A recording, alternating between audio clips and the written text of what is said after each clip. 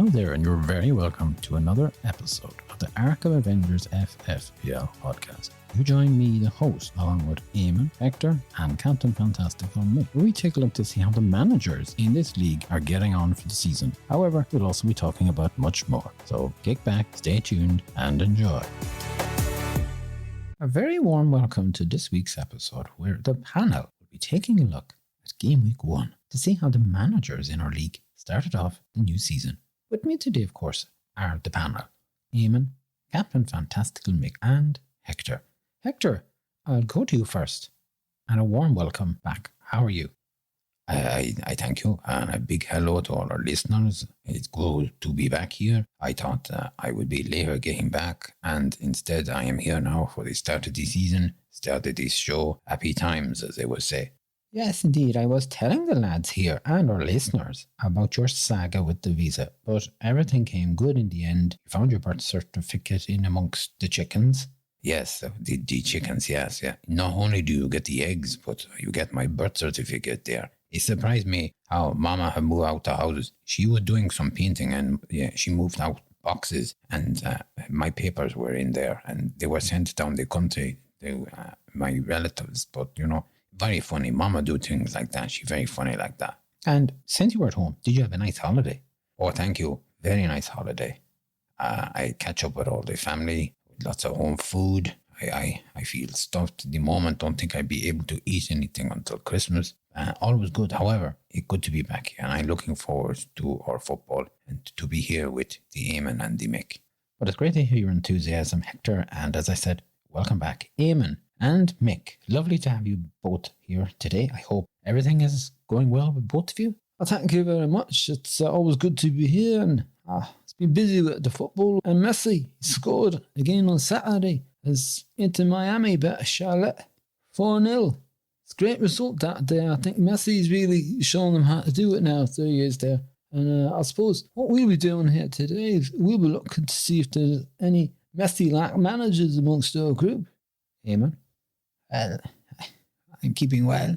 Thank you again for asking, and hello to all our listeners. And I had an enjoyable weekend, actually. I went to Mullingar, which is here in Ireland, and the Fleadh Cheoil was taking place there. I know this sounds quite interesting, Eamon. I'd say there was plenty of music there. Hold on a moment. Sorry, Eamon. Why you say you were at Fleadh Cheoil? No, Hector. It's pronounced Fleadh Cheoil. It's Irish. It's Gaelic. And what it means, just in case if you're interested, is it's a festive occasion or banquet of music. And what it is about, especially for you, Hector, now just to let you know, it's an Irish music festival, and it's held in a town or a city here in Ireland. Usually, sometimes for 2 years in a row. And you'll have live music events as well as competitions in Irish music and in singing. People of all ages will be playing music on the streets. There'll be a lot of fun. There'll be a lot of crack, and it's vibrant with the sounds of accordions, tin whistles, uilleann pipes, bodhráns, guitars, you name it, Hector. They'll be playing it. It sounds a little bit like, you know, the samba. This is better than the samba. It's not a patch in it. Now, you probably get better weather than us, but we'll have to just park that there. But you know, Eamon, I did not know that you sing this Irish, as you say. No, I don't play any musical instruments, Hector, but I have been known in the past to sing a ballad or two. That's great, Eamon. Well, I believe, and you probably might be able to back me up on this, somebody said that about 600,000 people came to Mullingar while this Fleadh Cheoil was taking place. Yes, there was quite a number of people. It was a very, very busy spot there. And but they had shuttle buses. The streets closed off, so cars could not get in and out. But you could get so far and park up. You could walk or get a shuttle. Some people would get the train. But it was very good. It's well organised. Fair play to everybody and all the volunteers. There's quite a lot of volunteers involved with that, and it's very good. Before we take a look at the league table, I think perhaps we might have a look at who our managers are this year. I think that's a great idea. We'll be able to introduce all the managers to our listeners. And as we talk about them week in, week out, then the listeners will say, I remember that person there. Yes, I'd agree with your idea. I think it's worthy and it's informative to our listeners. probably also to our managers as well. Some of these managers may not know each other, and it'll be good. Hector, are you paying attention? I am paying attention. I was just thinking to myself, wonder what the way the football going to go this season. There's no World Cup. It will go smoothly from week 1 straight through. Well, there might be some matches. Luton have a match that's been postponed at the moment, so there'll be a double week popping up here and there. But yes, there's no football, no World Cup to interrupt us this time. It's football all the way. Okay, so we'll have a look at our managers. First up, Tayega from India, last year's runner-up. Then they return for their 5th year in fantasy football. We'd expect, of course, that they're going to be a favourite to win. Is that right, Eamon? That would be right. They'd be firm favourite at the moment there. We also have Saka the Steel. This is the new team name for the manager, Devon, who won this league last year. This is one of our American managers. They're also in their 5th year in fantasy football. And I suppose to date they've completed the double and will have eyes on doing the treble. So everybody will be keeping a close watch on Saka the Steel.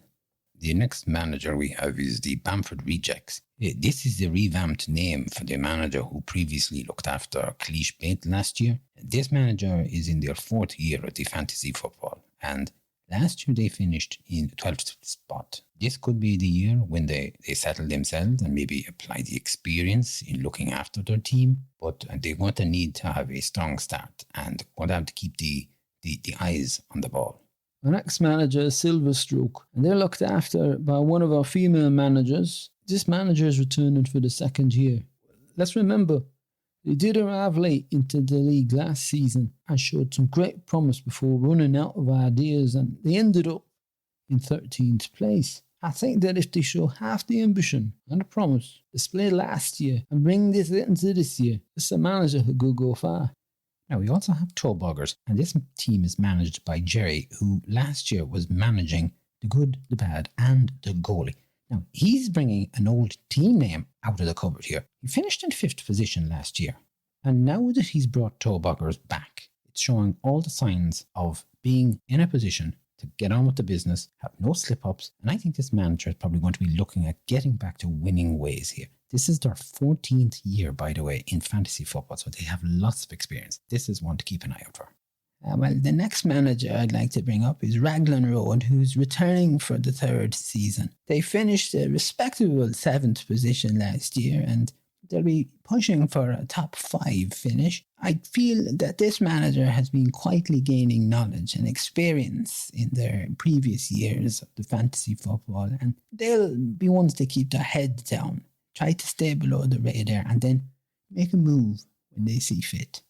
The next manager is the Oaha Beauty 99. They're back for their 8th year in the fantasy football. They finished in 10th place last year. And I think they're going to need to apply themselves a lot more and to make use of the chips in the wildcards. This is a manager who seems to be averse to using those. So, manager, this is your year now to start hitting those buttons and to activate these. Well, next up, we've got Arkham Avengers. And they're back after finishing in 3rd position last year. They're an old dog at this. This is their 16th year in the fantasy football, and you'd expect that they'll be pushing to get into the top 3 again and probably fight for a 2nd or maybe 1st place finish. And I think Eamon's going to be keeping a really close eye on the spoofer this year.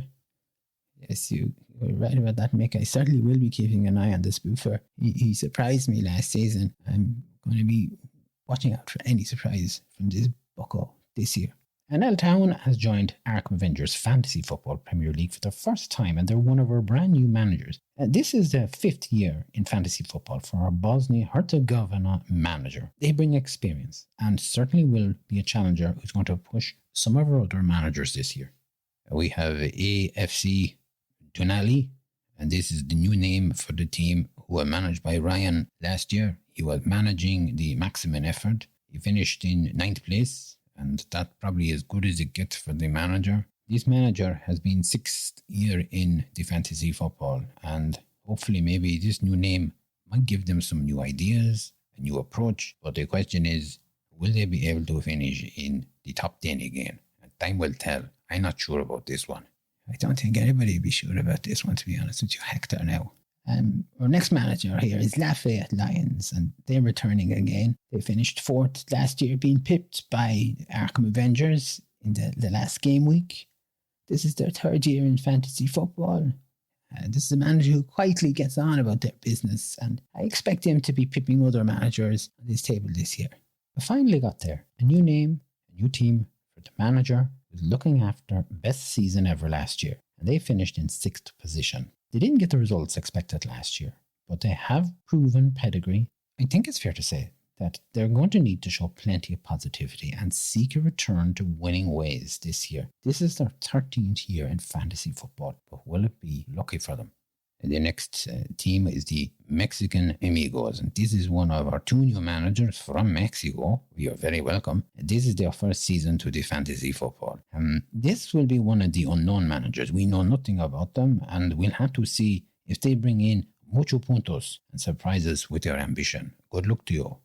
The next manager we've got is Blacksome Squad, and they're returning for their 4th year. They finished last season in 8th position and bound to want to make their presence felt, I'd say. They're not a manager to rest on their laurels, and I can see them aiming to get maximum points in all matches. Our next manager is Flores Rovers, and they're the 2nd of our Mexican managers, and this is also their first season in the fantasy football, so they're very welcome. What can we expect, I hear you ask? Well, they could be one of the managers who's going to provide us with a shock. Could be a manager who's going to be going arriba, andale up this league table. I wouldn't be surprised now. One of these new managers is going to really put it up to some of the other experienced managers. And our final manager is Medinicus, and this is our manager from America also. Another manager who's into fantasy football for the first season, and I suppose this could be another manager who has a surprise package of tricks and skills up their sleeve. We don't know what to expect from them, but they're very welcome. So all our new managers, you're very welcome to fantasy football in general, and very welcome to this league, and to our returning managers, you're very welcome also. It's certainly an interesting bunch of managers, I feel. There's a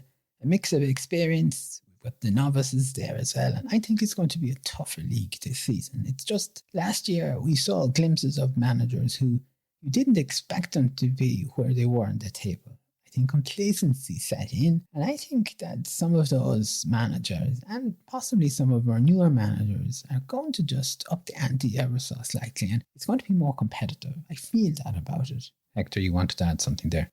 I did, yes. I have to say, I think we get a better idea of the managers. What did they settle? You have to give them a few game weeks, 3 or 4 game weeks for players to settle, managers to settle. Because at that point then, they're going to be looking and hopefully thinking, these are the players I want, they're the good guys. And I suppose the question here I could pose to you, lads, if Haaland were to pick up an injury, what then? That surely would put the cat amongst the pigeons, because he's one of the top strikers selected by quite a lot of managers. But if he doesn't figure, what happens then? Mick?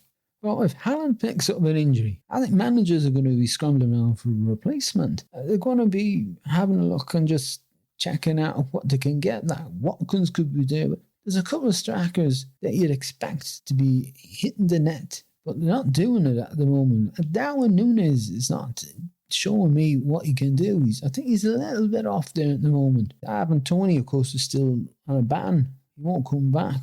Yeah, till I think it's after January. Harry Kane is gone, so there's got to be a shortage of good, strong strikers out there. Okay, I tell you what now. Here's something for you lads. What players would you select? Let's say, for example, you've got 100 million. Who are you going to select? You're not going to have any chips, bench boost, triple captain. If a player leaves or if there's a player badly injured, okay, you'll get a transfer. Because I think it would be interesting to see which one of our panel would become the panel champion. Mick, I'll start with you now. Who would your team be? I think I would have Onana as my goalkeeper to start off with. Then my defenders would be Stupien, Wan-Bissaka and Chilwell. My midfielders would be a mixture of Rodrigo, Saka, Martinelli, Tonali. I'd probably have Salah in there as well. And then my forwards, well, I'd be captain in Ireland. I'd have Watkins there and João Pedro. And I suppose I'd also have, my Saka goalkeeper would be Aurelio. I'd have another defender, Henry and Baldock. They're my players. When you select those players, you've actually spent your 100 million. Now, Hector, over to you. Who's in your team? My goalkeeper, EBD Ederson from Man City. My defenders, they are these guys, Disasi, Aki and Saliba. My midfielders will then be the Ilanga, the Marsh, Bowen. I go for Martinelli and Salah. I have Ireland as my captain, Isak from Newcastle, and Solanke. My backup goalkeeper would be Aurelia, and my other defenders would be Bayer and Basham. Okay, and by my totting up there, you've also used all of your budget. And Eamon, finally, we come over to you. Who's on your team? My team would consist of the following. I'd have Johnson as my goalkeeper. Then in defence, I'd have Estupiñán, James and Aki. My midfield would be made up of Rodrigo, Saka, Diaz, Mimemo and Diaby. I'd have Haaland as my captain, striker. I'd also have Jackson there, and Isak would be there also. My backup goalkeeper is Onana, and my other defenders would be Botman and Anderson. And from my calculations, that leaves you with 2.9 million in the bank there. Okay, very good. So, lads, when it comes to the season, it's all over, all done and dusted. We'll take a look at who has what points for what players, and we'll announce who the panel champion is. Good luck to you there. This should be a doddle. Look what I'm up against here. I don't know what you talk about, Eamon. I'm taking this very seriously. Yes, of course you would take that seriously there, Mick. But I mean, come on. Look who's beside you. What about Hector? He's all right. Anyway, Eamon, I tell you something. My players will be doing the business. You'll be looking for replacements when I got good players. Yes, Hector. You keep talking like that there. Keep looking out the window at the reflection of yourself. Okay, all right, lads. Settle down. Settle down. It's only just a bit of fun. So what I think we'll do this week is, because we haven't seen the managers selecting their players up to now, we'll go in depth to see who they selected, and then as the game weeks go on, we might have a look at who their best players were. We won't go as in depth. So this is for 1 week only, where we're really going to have a look and see what's happening with this team, the team makeup, and what's happening with their strategy and their tactics. For game week 1, the average points were 64 and the highest points were 127. Hector, would you like to start us off there? I will indeed, yes. And as Eamon see, I'm not staring out the window looking at myself. I am paying attention to the paperwork in front of me here. In first place, we have the Tayega, and they get 86 points this week. Their goalkeeper was Johnson. He gets 6 points. Cheoil has 7 points. Estupiñán has 7 points. Saliba have 5 points. Fernandez had the 3 points. Martinelli 5 points. Saka, the vice captain, had 10 points. Mitoma had 5 points. Salah had 5 points. João Pedro had 7 points. And Haaland was your captain, and they got 26 points. I think it is a solid start to the season. They collected a nice array of points around the team. You question mark though about whether they hold on to the donkey Fernandez. Were it me, I don't think I will have him on the pitch or the subs bench. I would not maybe have him in the training ground. I don't think he is going to apply himself the way you expect him to do so. And he is very temperamental. Things not going right, he's not going to be playing good for you.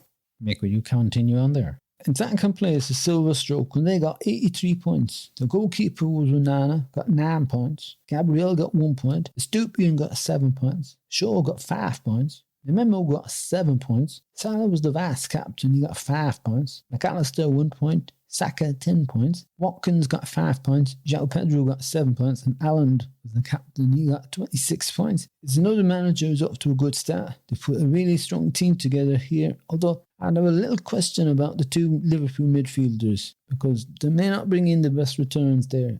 It could be a little bit too soon for McAllister, but we're soon going to find out. But overall, I'd say this manager is well pleased with that result.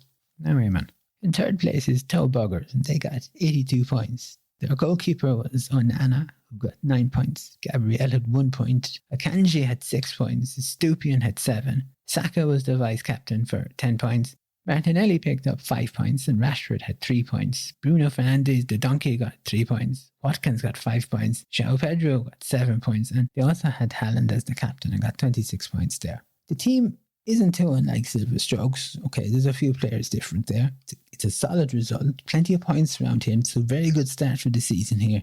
If their intention is to finish in the top 2, I'd expect that from this manager, they're going to want to maintain this sort of haul of points every week. They need to be gathering the 80 points every week. Now, Hector, we'll have a look at the next team. The next one is Saka's Steel, 77 points. Their goalkeeper was Flecken for 2 points. Chilwell got 7 points. Estupiñán had 7 points. Saliba had 5 points. Mememo had 7 points. Saka had 10 points. Bruno Fernandes had 3 points. And the vice captain was Rashford. He got 3 points. Odegaard got 2 points. Watkin had 5 points. They also had Haaland as the captain and he got the 26 points. It's a good start. Won't be too put out about the 9 points off the first place at the moment. They're nice there. Midfield look a little bit weaker, I think, than some of the managers ahead of them. To keep the donkey, not to keep the donkey, as Eamon would say, that is the question. Let's remember, they got 72 points in game week 1 last season. Eamon, you tell us who's in 5th place. Fifth place is Bamford Rejects, 75 points. The goalkeeper was Ramsdale for 2 points. Stupien was there with 7. Baldock got 2. Alexander-Arnold picked up 1 point. Foden managed 3 points. Eze got 3 points. Saka had 10 points. The donkey Bruno Fernandes was there and he was vice captain, 3 points. Isaac was there, 13 points up the front, along with Watkins, who picked up 5, and they had Haaland as their captain for 26 points here. It's a nice collection of points for this manager here. The forwards are really doing the business. They won't be complaining, but I think we have to remember one thing. Last year, this manager started off game week 1 with 80 points, and we have to consider where they finished. They were soaring high, and then they just flopped down, and it was fold up the camp business. They went out the reservation. I hope this isn't the case with this manager this year, but they'll take 5th. It's a good result for them. Mick, over to you and we'll find out who's in 6th place. In 6th position, we've got Raglan Road with 72 points. Their goalkeeper was O'Reilly at 3 points. Stupien came in with 7. Shaw had 5. Trippier picked up 2 points. McAllister got 1 point. Rashford had 3 points. Saka had 10 points. Mitoma had 5. Wilson was there with 5 points. The vice captain was Watkins, and he got 5 points as well. And their captain was none other than Allen, and he got 26 points there. Again, it's a nice start to the season for this manager. Forwards bringing in the points, and that's what you want to see. Defence is doing okay also. Like that there. I think, in my view, McAllister and Rashford, they're a little bit weak in midfield. And consideration needs to be given by this manager if he wants them to remain in that team. I'm not too sure about those two at the moment. Hector, we'll have a look and find out who's in 7th place. The manager in 7th is the Arkham Avengers, 70 points. They had the goalkeeper, Onana, 9 points. Gabriel picked up 1 point. Bell did not get any points. Stupien got 7. Saka got the 10 points. Their vice-captain was Salah. He got 5 points. McAllister got 1 point. Rashford had 3. Jackson had the 1 point. João Pedro picked up 7 points. And their captain was none other than Haaland with 26 points. He is a decent result. Let us not sniff at the 70 points.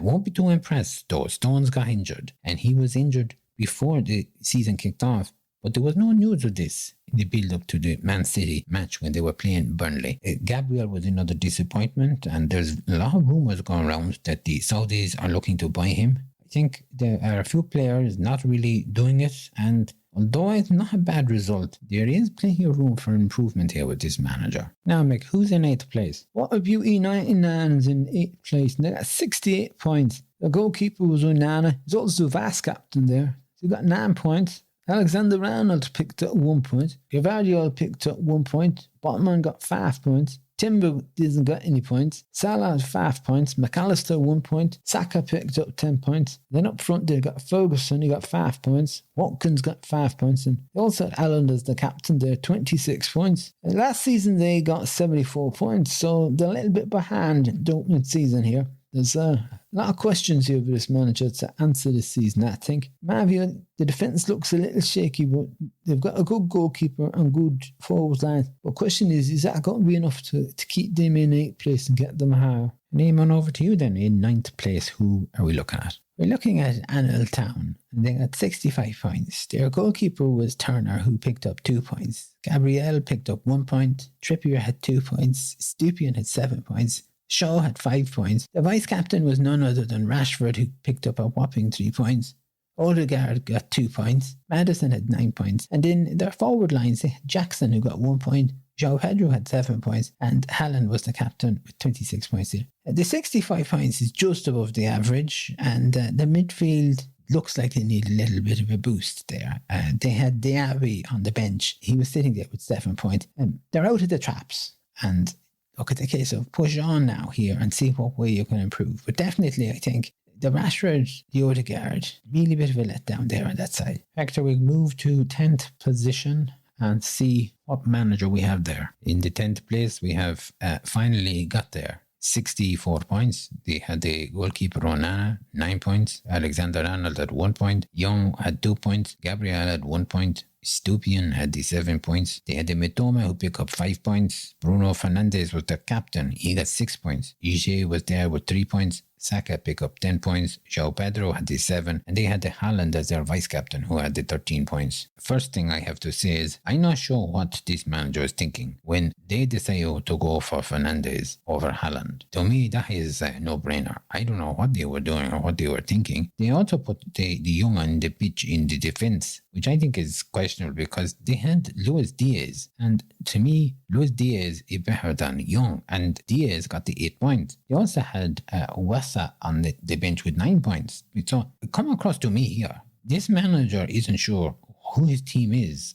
And I think you're going to have to settle down very quickly and find out who is his starting 11. Or he's not going to be going very far. Mick, 11th position, who have we got? We've got ASC Tonali. They got 61 points. Goals, they had Sanchez picked up 2 points. Tete picked up 5. Trippier picked up 2 points. Salah 5 points. Vice captain was Saka, 10 points. Zabozlia picked up 2 points. Bruno Gomes picked up 1 point. De Bruyne had 1 point. Tonali had 6 points. Darwin was up there with 1 point. They opted for Haaland as the captain. He got 26 points out of that. I think it's a little bit of a mixed bag when it comes to the points, and there's quite a few areas here of concern. De Bruyne is injured, and that's not going to help here. I've always found that this manager is flat to deceive. They start off really good, and then they just peter out a little bit there. Question here for me, for listeners, will this be another season to rat them off? Or could we see improvements? One thing is, at least they got their captain choice right, so fair play to them on that.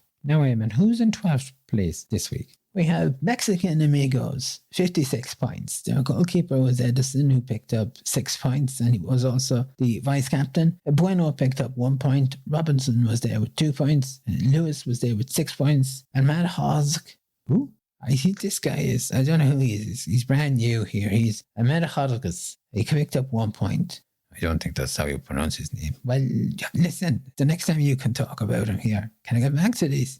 Yeah, I'm not going to stop you. Well, you did stop me. Just said I don't think that's how you say his name. Eamon, carry on there. Okay, where was I? Oh, yes. The Donkey got 3 points. Yippee. The Corva Reed picked up 6 points. Anthony picked up 3 points. Son had 2 points. And they had Haaland as the captain. And he got 26 points there. There are a few defenders here letting this manager down. But let's not be too drastic about it here. Son is in there. And to me, I don't think Son is back to the form that we previously saw from him. He's got the captain's armband. I watched him play the other day. He's 9 million sitting on that pitch. I think that 9 million could be spent a lot better. It's unfortunate that Kane has left and it's going to leave this manager with the headache of having to get a new striker in. But overall, a little tweaking to be done here or there. It's not the worst of starts. And I don't know where they're getting some of these players out of with their names. I think they must be just throwing letters from the alphabet together here because I didn't hear this guy. Have you any of you heard of him before? I've not heard of him at all. I don't know who he is. Who's he playing for?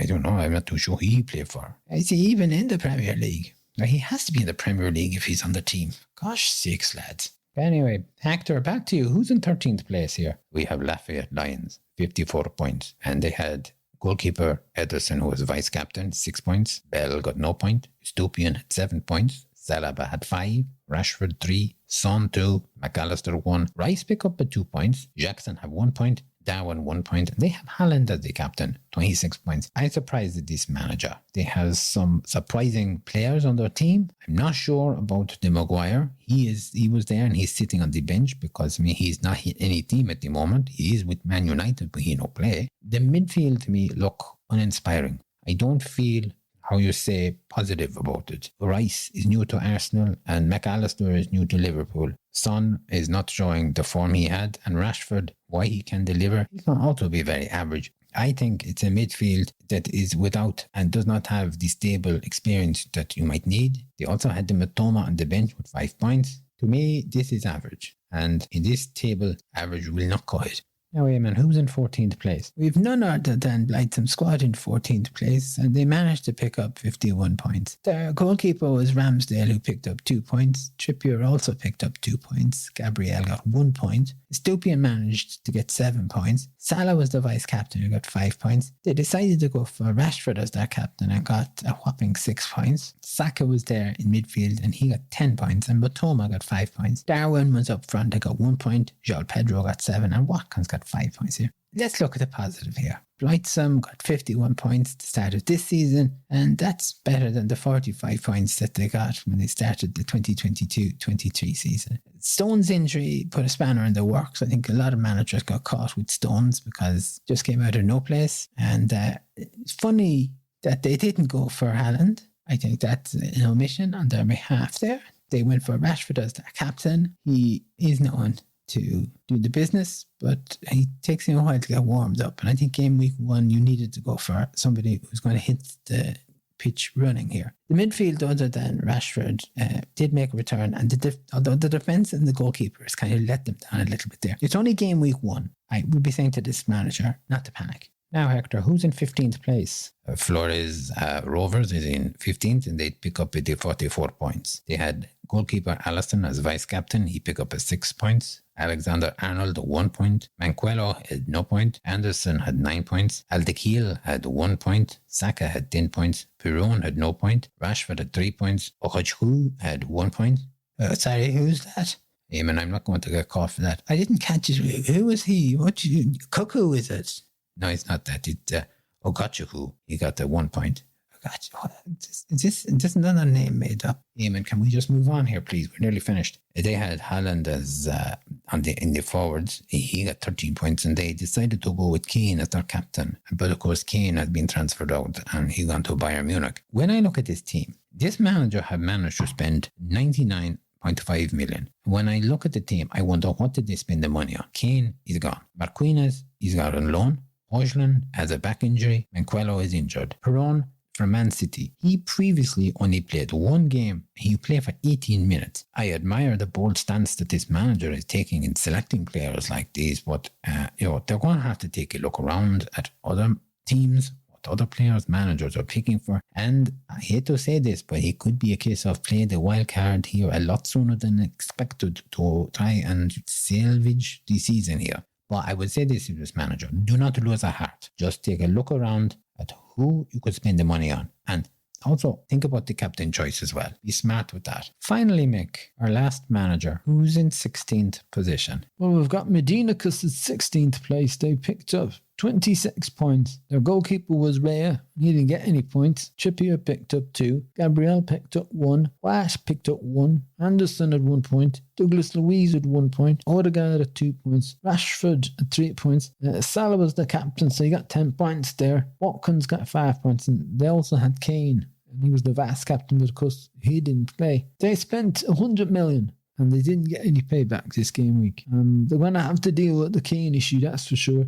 I have serious questions about Anderson, as well as the 2 Arsenal lads at the back there. I think you need to look at that again. Whatever about having 1 or 2, I don't think you should be having 2 Arsenal lads at the back there. The subs bench is a bit weak. It's all over the place. There's big decisions for this manager in the coming days and weeks here. And I know they might be brand new, but have a look at, when you listen to what other teams have been doing and what players managers are bringing in, starting to think about that. And a bit like what Hector was saying, that wild card might need to be used a bit sooner than expected. Thank you for that, lads. Well, we've certainly had a good look at the teams. Very detailed.